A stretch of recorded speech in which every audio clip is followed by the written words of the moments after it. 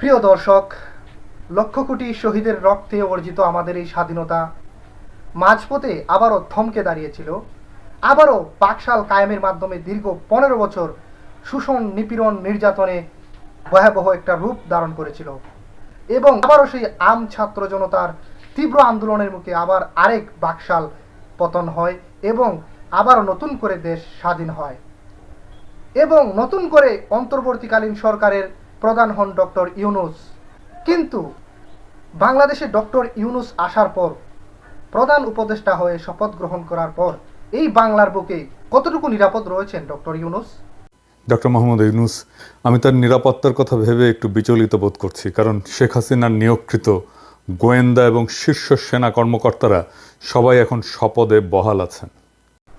দীর্ঘ 15 বছরের বাকশালে এই হাসিনার সরকার বিভিন্ন সেক্টরে, সরকারের বিভিন্ন সরকারি সেক্টরে, প্রশাসনের বিভিন্ন সেক্টরে তাদের পা চাটা গুলামদের বিভিন্ন পদ দিয়ে রেখেছিল, কিন্তু এখনও স্ব পদে বহাল রয়েছে।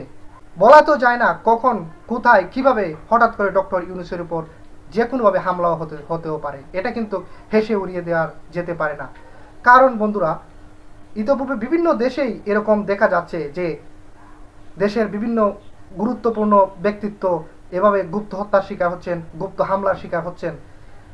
যেভাবে আওয়ামী সরকারের সময় দলীয়করণ করা হয়েছে প্রশাসনের বিভিন্ন সেক্টরে, ইতোপূর্বে কোনো সরকার এরূপভাবে কখনো দলীয়করণ করতে পারেনি এবং ভবিষ্যতেও এরকম দলীয়করণ কেউ করতে পারবে কিনা আমার সন্দেহ আছে প্রিয় দর্শক।